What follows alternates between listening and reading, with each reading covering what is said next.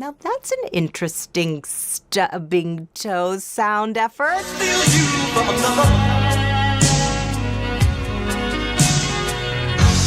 20 celebrities you know, but the epilepsy battles in their families, you've never heard these truths. The last name will shock you. And yes, we've hidden a bonus for you. He's having a seizure. Get me some towels. Okay, it's okay. Stay calm. It's gonna be fine. Starting us off at number 20, Ivan Cameron. What happens when the leader of a nation faces a battle no politics can fix? Ivan Reginald Ian Cameron, son of UK Prime Minister David Cameron, was born in 2002 with Oda-Hara syndrome, a rare, catastrophic epilepsy affecting only a fraction of infants worldwide.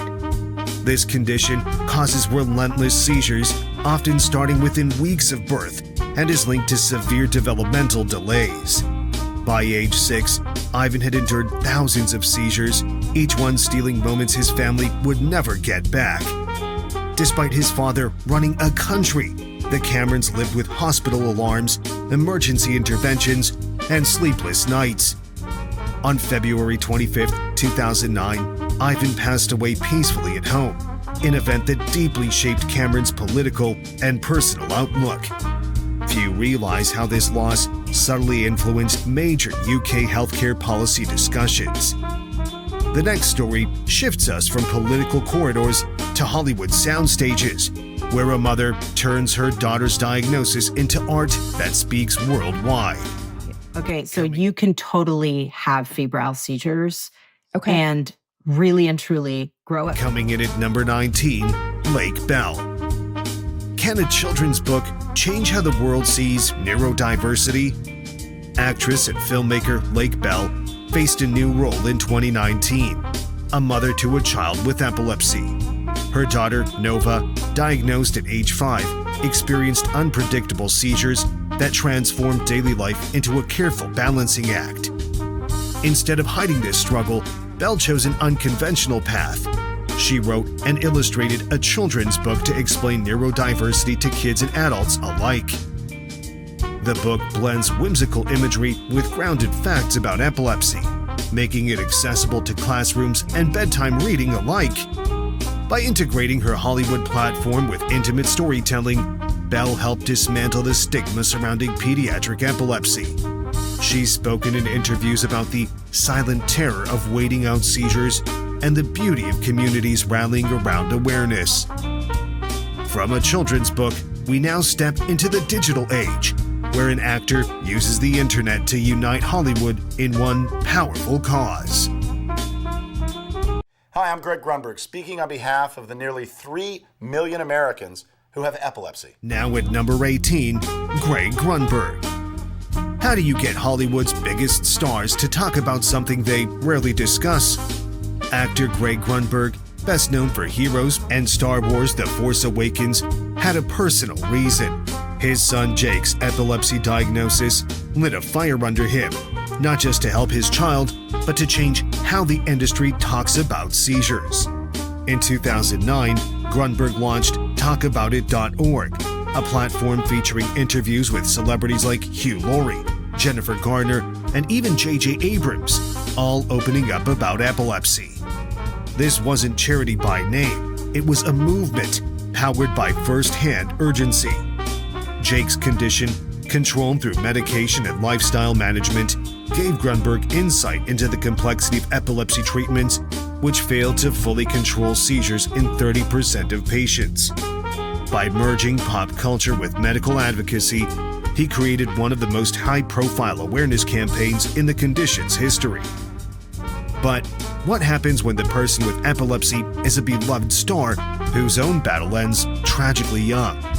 There was a rumor that I was dead. I remember that! Would you die for telling us that? Dropping it at number 17, Cameron Boyce. What if one seizure could end a rising star's future in an instant? Cameron Boyce, the Disney Channel sensation from Descendants and Jessie, lived with epilepsy, a fact few fans knew until tragedy struck. On July 6, 2019, Boyce died in his sleep at just 20 years old from SUDEP, sudden unexpected death in epilepsy. SUDEP affects roughly 1 in 1,000 adults with epilepsy annually, yet remains little known even among patients. Boise's family revealed he'd experienced only a few seizures in his life, underscoring how silent and unpredictable the risk is.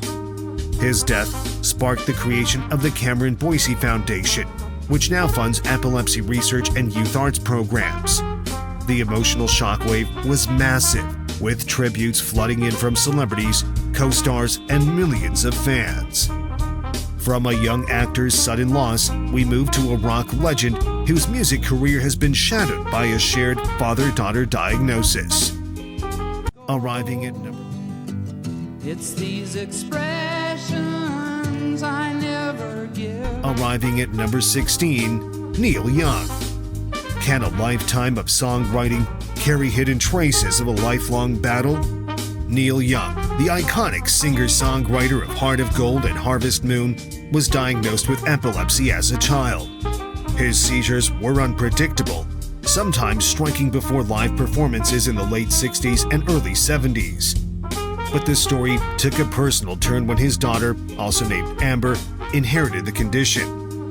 This father-daughter connection deepened Young's advocacy. He began speaking openly about the realities of epilepsy, from medication side effects to the social stigma. Young's health history also includes polio and a brain aneurysm, making his continued touring career a feat of resilience. He has donated concert proceeds to neurological research and supported the Epilepsy Foundation's campaigns. From rock stages and recording studios, our journey now shifts to the silver screen and a Hollywood veteran who seized control of his destiny despite a 20-year battle with seizures. I work the same room as myself. Right now, I just feel the room. On to number 15, Danny Glover. How do you launch a Hollywood career while battling seizures for 2 decades? Danny Glover, celebrated for Lethal Weapon and The Color Purple, began experiencing seizures at age 15. They continued until his mid-30s, sometimes striking with no warning during auditions and stage rehearsals. Glover has spoken about the fear of losing consciousness in front of casting directors, a fear he channeled into preparation and discipline. Remarkably, his seizures ceased entirely in his 30s, a rare outcome that neurologists note in a small percentage of cases. He has since become a vocal supporter of epilepsy education, telling audiences that early support and understanding can transform lives. His story bridges 2 critical truths. Epilepsy can be lifelong, but in some cases, it can recede, leaving lessons that shape a person's entire worldview. And yet, from here, we take a turn toward a music legend whose battle with seizures began before fame and quietly shaped his art.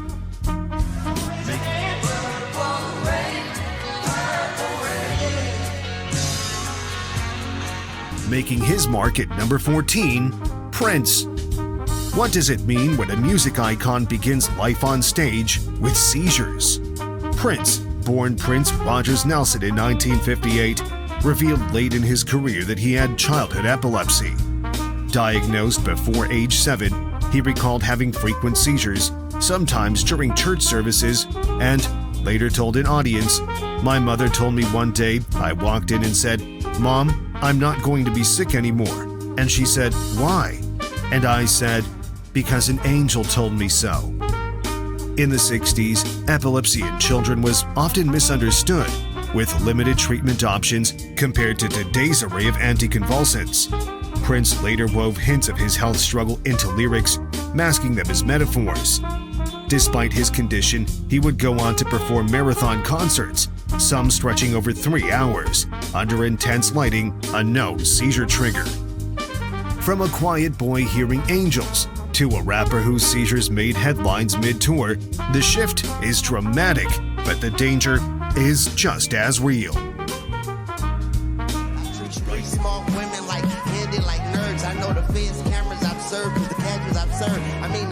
Right behind it, number 13, Lil Wayne.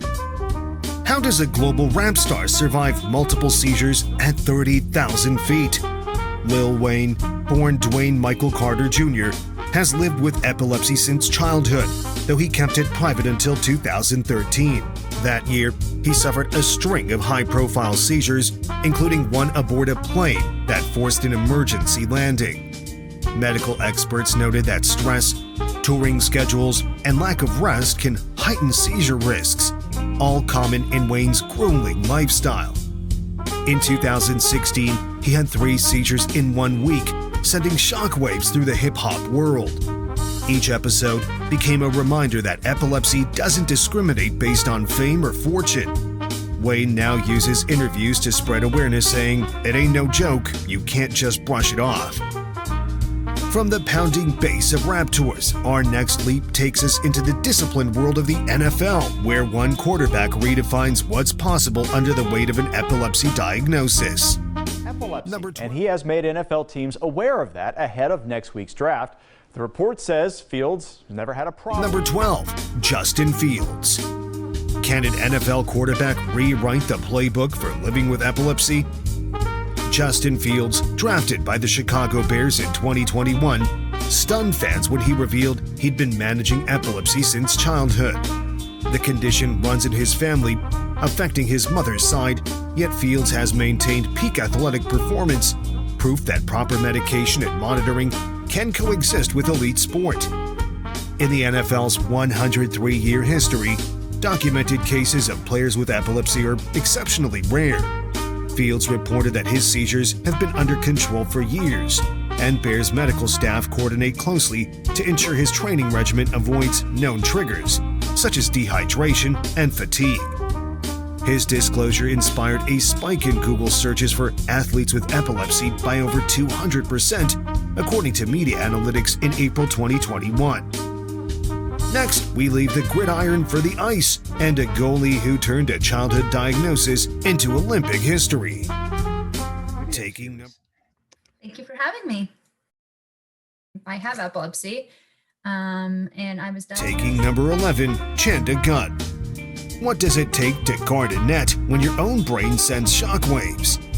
Diagnosed with epilepsy at age 9, Chanda Gunn faced a stark reality. Most doctors at the time advised avoiding high-contact sports. She ignored that. By 2003, she was starting goalie for the U.S. women's national ice hockey team, eventually winning bronze at the 2006 Turin Winter Olympics. Managing seizures required strict medication schedules, sometimes timing doses between periods, and meticulous sleep routines even during grueling travel. She partnered with the Epilepsy Foundation to show that the athletic ambition and neurological disorders aren't mutually exclusive. Gunn once stopped 39 of 42 shots in a single Olympic match, a feat made more staggering when you know her brain chemistry was a constant risk factor. From ice arenas to London sound stages, the next story shows epilepsy creeping into a career after life-saving brain surgery. Lucky ones. The medication I take every day, it works for me, and I haven't had another seizure since. But here at number 10, Martin Kemp. How does a pop idol reinvent himself after brain surgery triggers epilepsy? Martin Kemp, bassist for Spandau Ballet and later an actor on EastEnders, was diagnosed with 2 brain tumors in 1995. Surgeons successfully removed them, but the procedure left him with epilepsy. Kemp's seizures, primarily partial complex type, forced him to adapt filming schedules and avoid strobing lights on set. Despite this, he returned to acting within 3 years, starring in films like The Craze and winning soap operas. His case was cited in British medical journals as a rare example of post-operative epilepsy in tumor survivors. Kemp later became a spokesperson for early brain scans, emphasizing that his diagnosis saved his life, but also permanently altered it. From post-surgery seizures, we step into a world-famous piano bench, where a superstar once collapsed in front of thousands. Into the top end.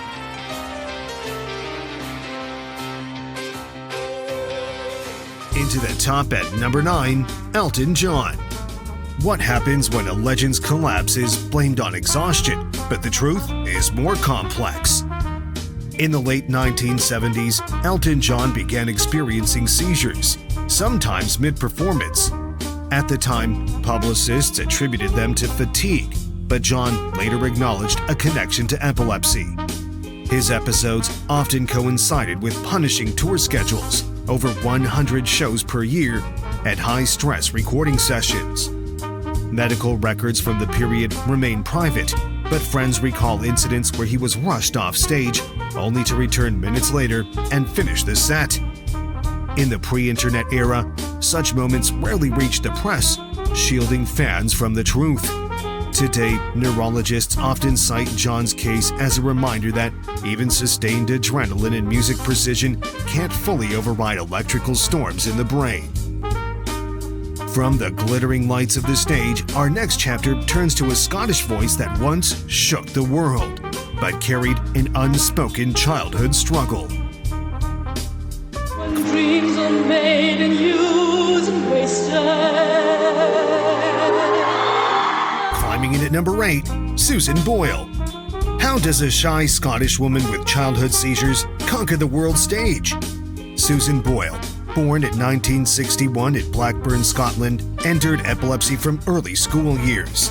Frequent absent seizures and bullying led her to leave formal education with few qualifications. Yet, in 2009, she stunned Britain's Got Talent with I Dreamed a Dream, a performance viewed over 200 million times online. Boyle credits improved seizure control in adulthood to consistent medication and reduced stress. Her case is often cited in UK epilepsy advocacy as proof that neurological disorders don't preclude late-in-life success.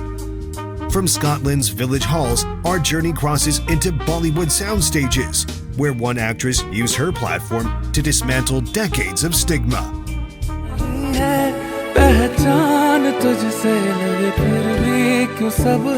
आपने तो हमें ध्यान से देखा है ना? Following closely at number 7, Fatima Sana Sheikh. What happens when a rising film star refuses to hide a medical condition?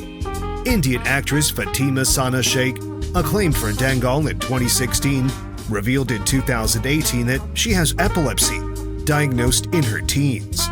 Working in India's demanding film industry, she navigates rigorous 12-hour shoots while managing triggers like dehydration and heat. She's spoken about carrying emergency medication on set and ensuring co-stars know seizure response protocols. Her disclosure sparked mainstream Indian media conversations about epilepsy for the first time in years. From Bollywood sets, we step into a Las Vegas pawn shop where the host's quick wit hides a lifetime of managing brainstorms. A time where, even today, people really don't talk about epilepsy. It's one of the most least talked about diseases. But, you know, it just... Next on the list at number 6, Rick Harrison. Can reality TV's sharpest dealmaker bargain with his own nervous system? Pawn Stars host Rick Harrison was diagnosed with epilepsy as a child in San Diego. Frequent seizures kept him bedridden for months, sparking a love for reading and history that shaped his career. By age 23, Harrison co-founded the Gold and Silver Pawn Shop in Las Vegas, later becoming History Channel's flagship personality.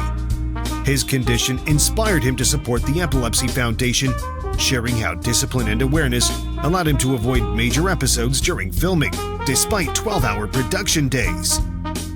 The next twist, an Olympic hurdler whose training schedule defied both doctors and probability charts.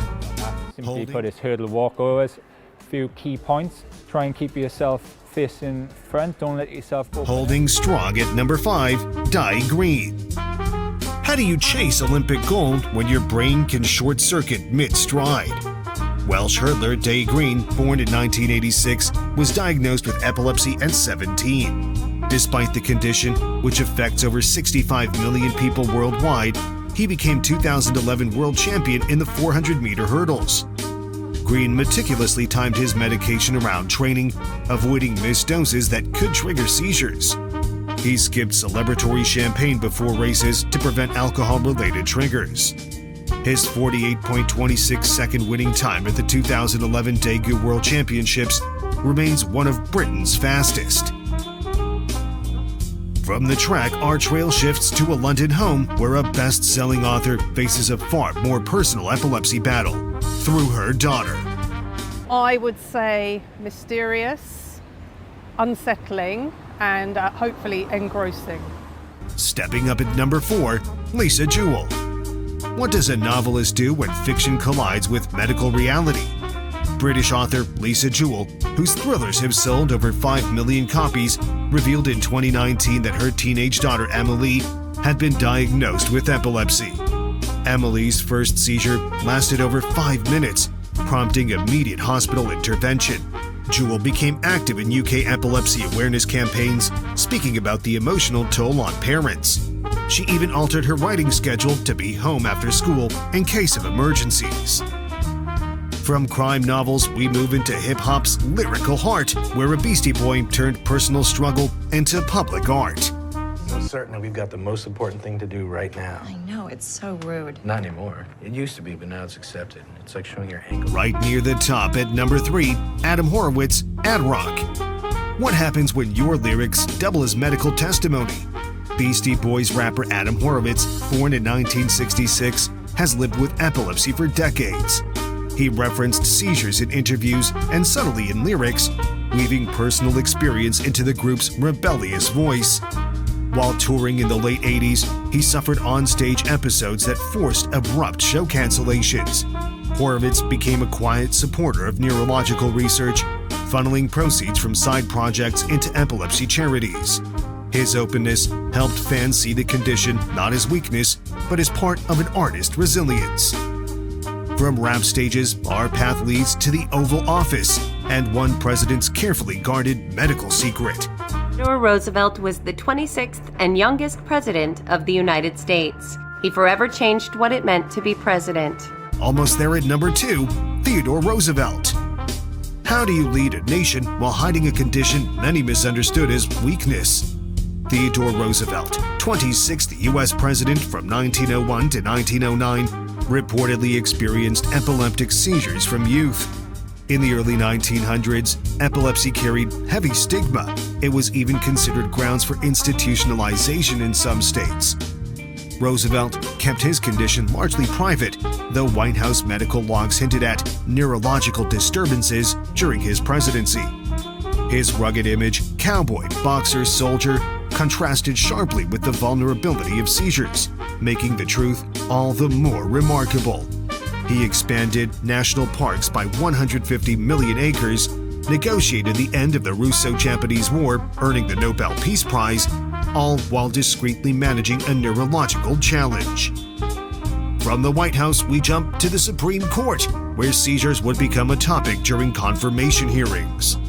Chief Justice was walking for exercise near his Maryland home on Father's Day when he fell and hit his head, requiring stitches. And finally at number 1, John Roberts.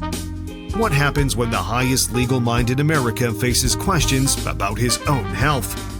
Chief Justice John Roberts, appointed in 2005, experienced 2 public seizures, one in 1993 and another in 2007. The latter, occurring while vacationing in Maine, prompted a 3-minute loss of consciousness. Medical tests reportedly ruled out major neurological disease, but speculation about epilepsy followed him into confirmation hearings. Roberts maintained his position without limitations, overseeing landmark cases like Obergefell v. Hodges in 2015 and National Federation of Independent Business v. Sebelius in 2012. His calm demeanor in court belied a medical history that could have derailed his career in another era. If you think that's the end, there's one more thread tying these stories together, and it's hiding in plain sight. That was just the start. There are more untold celebrity family stories waiting for you. Keep watching, explore the next video, and be part of the insiders who know the real Hollywood.